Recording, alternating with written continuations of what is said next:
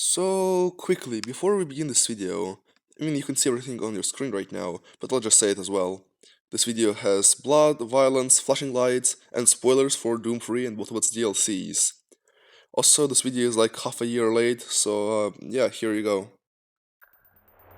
It's time for the spooky season of the year, and thus it's time for the Halloween special.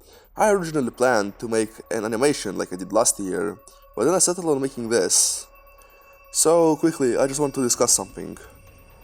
You know the things that are considered to be scary by people, even though they're not scary, like zombies, ghosts, skeletons, clowns? No one is actually scared of them, we just think they're scary because that's what marketing says.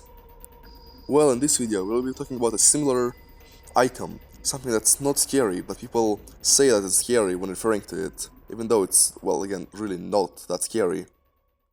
And I'm 100% sure that if you've seen the thumbnail and the title of the video, you already know what we're talking about. Ladies and gentlemen, children of all ages, welcome to Doom 3.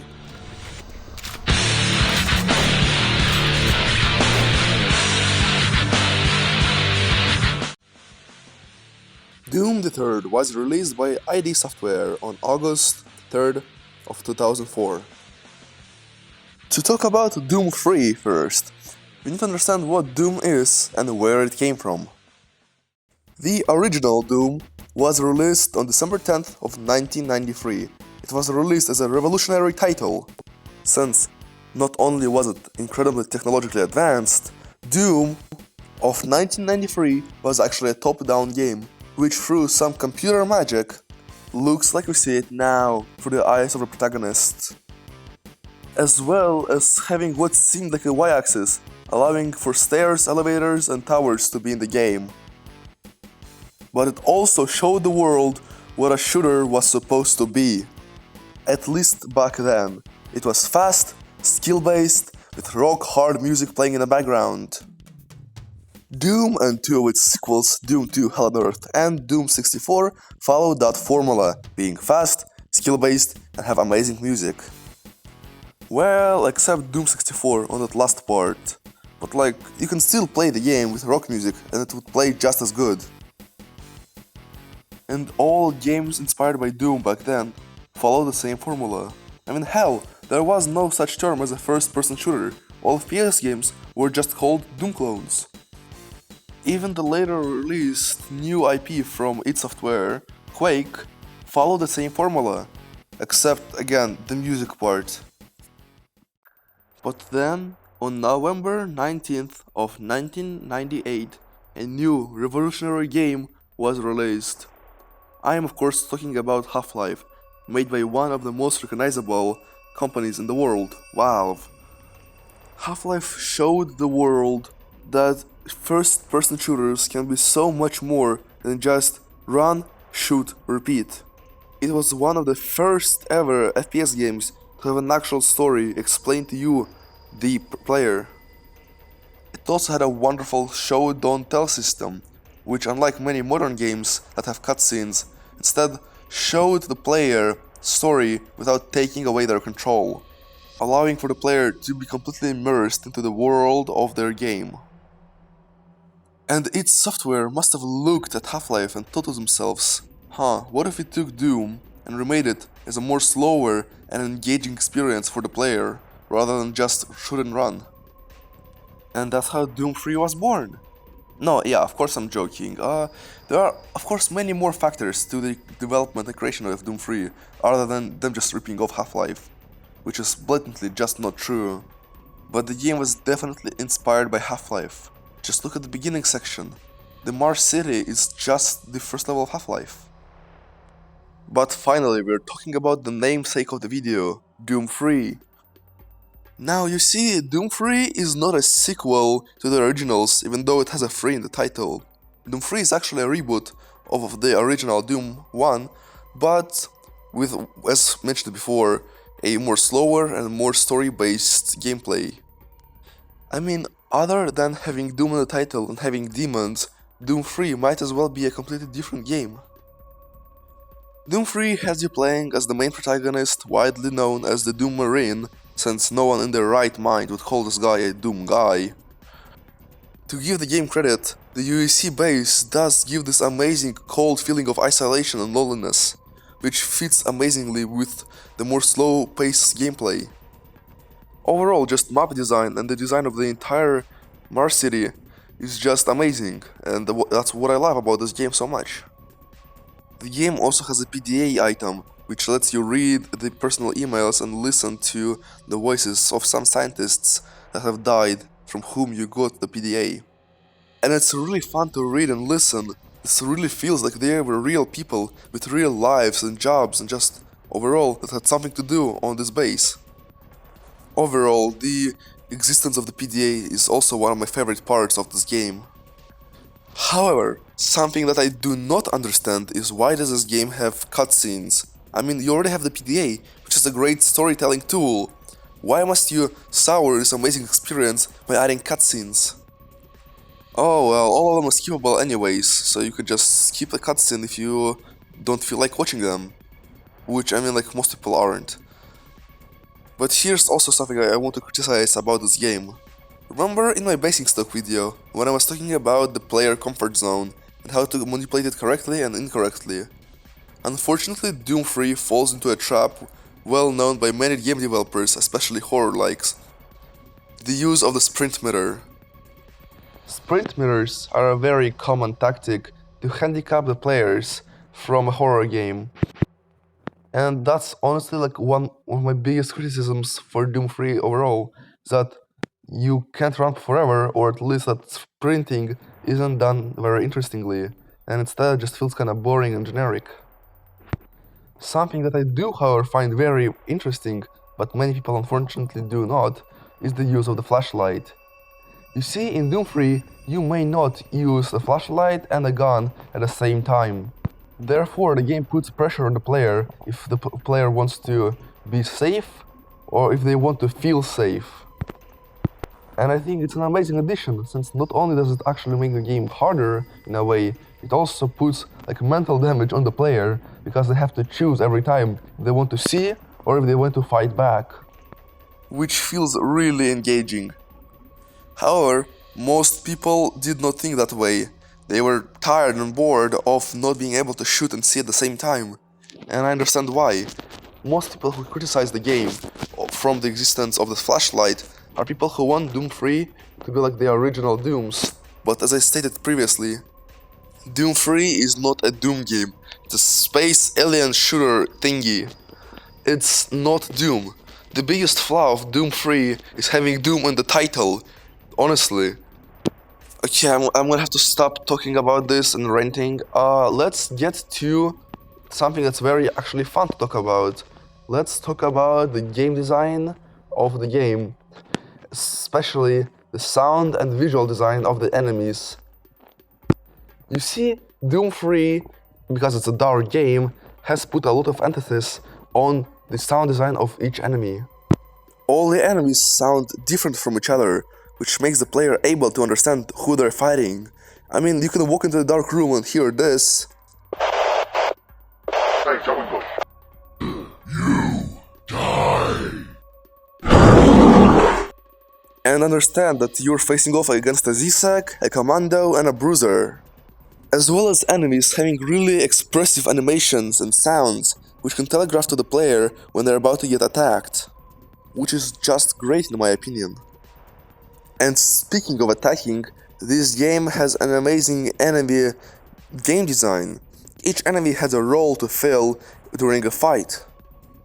And while it's not as complicated as Doom Eternal's demon design, it's as good, if not better, than the original Doom demon design, which is honestly very well made. And I applaud ID Software for making such a great combat in such a slow game. And now, what's a game with demons without any guns to kill them? Let's talk about the weaponry of Doom 3. Just like the demons, each weapon has its purpose and doesn't feel useless, even the pistol. Pistols can be used to kill small enemies like Trites and Techs. The SMG is great against hit-scanning enemies. Chainsaw and the chain gun can rip and tear through big enemies in seconds. And rocket launcher and grenades are amazing against groups of smaller enemies, especially Zigzags. Plasma Rifle has amazingly huge projectiles, which is, let's speak about that.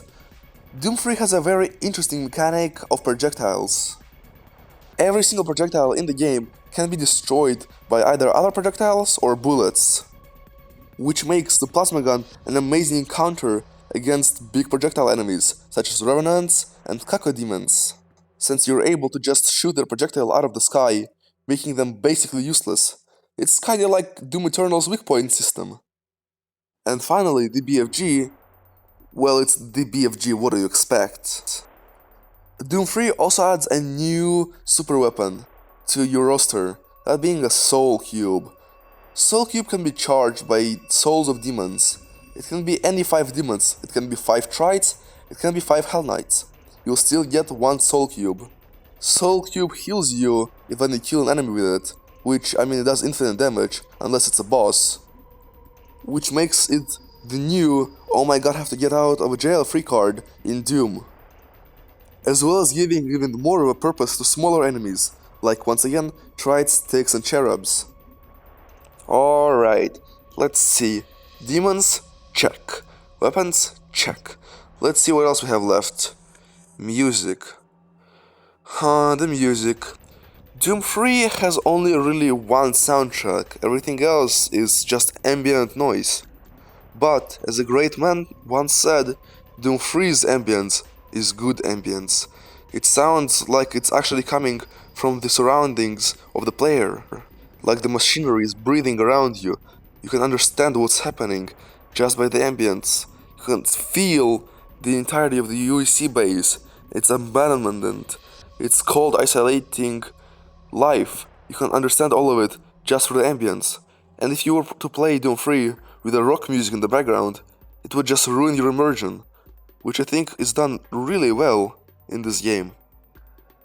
The one soundtrack that Doom 3 does have is the main theme, which was remade by Mick Gordon in The Harbinger and in Flesh and Metal, which are both Doom 2016 soundtracks. Here, have a listen.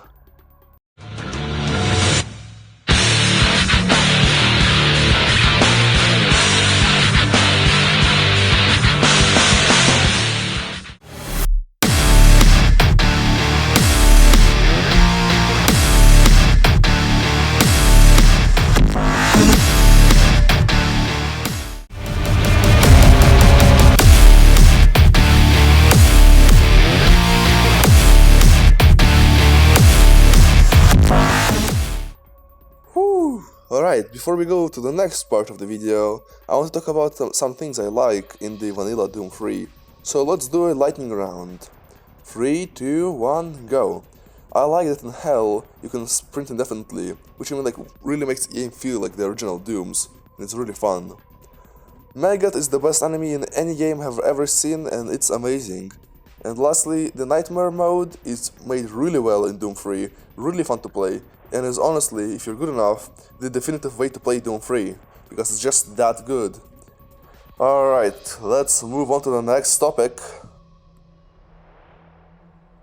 The next topic is the DLCs, or I guess DLC, singular. Doom 3 has a single DLC and a remake, to which we'll get to later, but the DLC is the Resurrection of Evil, and is done really well. Gameplay wise, it feels just like more of the original Doom 3, but with more weapons and more enemies. Speaking of which, the new weapons are amazing, and are honestly some of my favorite ones in the, well, entirety of the Doom 3 franchise. The Grabber is literally the gravity gun from the original Half-Life, but unlike the gravity gun, it can actually grab the projectiles of enemies and allow you to throw them back at the enemies.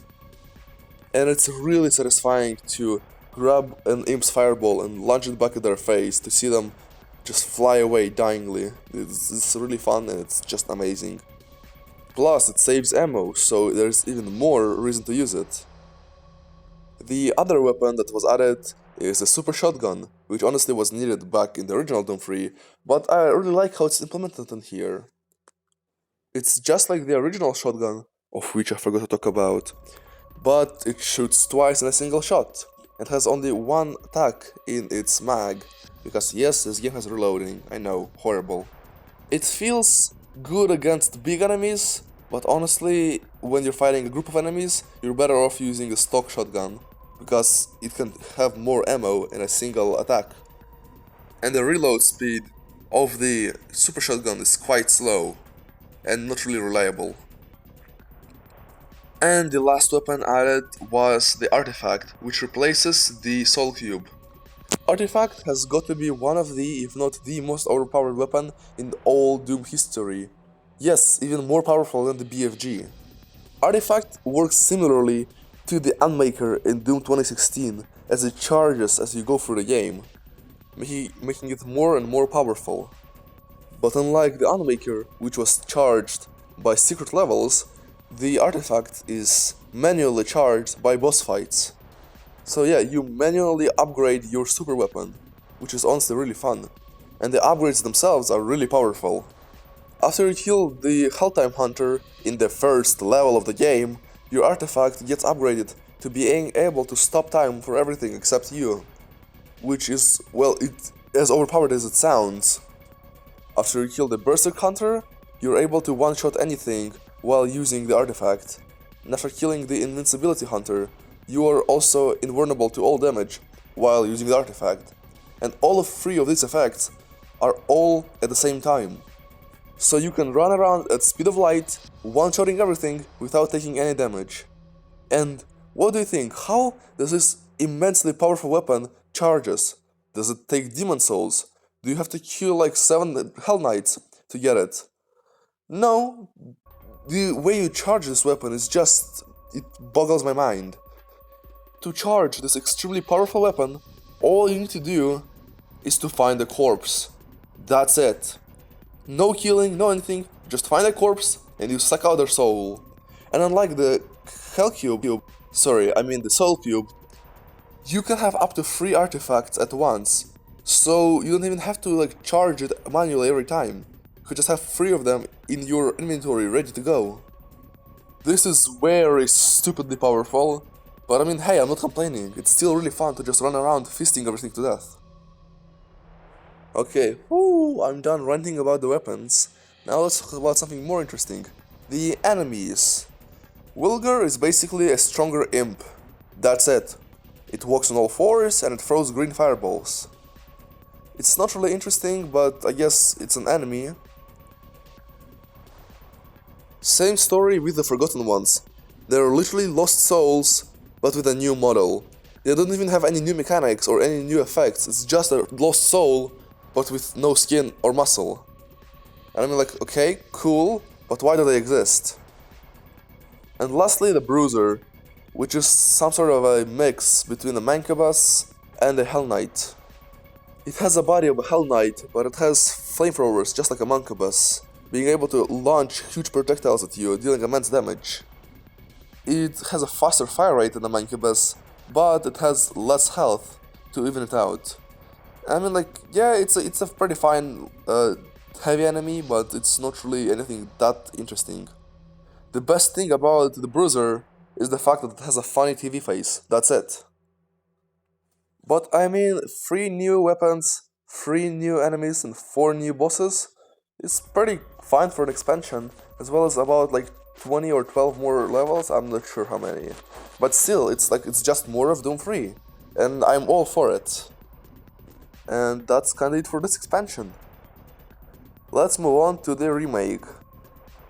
Doom 3 received a remake, that being Doom 3 the BFG edition, in 2012, that being 8 years after the Doom 3's original release. And what does this remake do? Well, it doesn't really do that much. It compiles the first 3 Doom games, that being Doom 1, Doom 2 Hell North and Doom 3, into a single game. Kinda, you can choose between which ones you want to play, but you receive all 3 for a single purchase. It also gives you 2 DLCs for Doom 3 for free, that being the Resurrection of Evil, and a completely new one called the Lost Mission. And a new DLC for Doom 2, that being No Rest for the Living. Some of you might think, wow, that's an amazing deal, that's like 4 or 5 games in a single purchase. That's beautiful. Unfortunately, Doom 3 BFG edition has some big changes from Doom 3, the original edition, that might turn some people off. And worst off, these features aren't even configurable, so you cannot change it back to the vanilla version. Those changes being, first of all, the removing of the flashlight. Now it functions identically to the Half-Life 2 flashlight, which is you have it for a few seconds and then you need to recharge it, which is honestly all very boring. This removes the tension and the original mind games that Doom 3 were playing with the player, and just makes it dumbed down, makes it not interesting anymore. But I mean, many people seem to like it, since it does make Doom 3 feel more like an original Doom game. But no, it doesn't. The fact that cutscenes cannot be skipped anymore. This change devastates me. I have no idea why it exists. Why can't we just skip the cutscenes? It's really bothering me. It's I don't know. But the good news is that at least on Steam, I'm not sure where else, ID Software has released an update that allows you, when you buy the original Doom 3, you receive Doom 3 BFG edition and everything that comes with it for absolutely free. Which means if you buy Doom 3 on Steam for just $10, you get like 7 or 9 games. And I mean, like, yes, I'm calling DLCs games, but there's still like no level packs, it's still something. But still, even then, I definitely recommend you buy this game. Not just because you receive so many products for basically free, but also because as time goes on, Doom 3 ages like fine wine, making this game really, really fun to play, even nowadays. The main warning I'm gonna have to give you is don't look at Doom 3 as a Doom game. Look at it as its own product. But now this video has been on for long enough. I hope you all have a wonderful Halloween. Check out Doom 3 if you are interested or if you see it on sale. And have a wonderful day. Goodbye.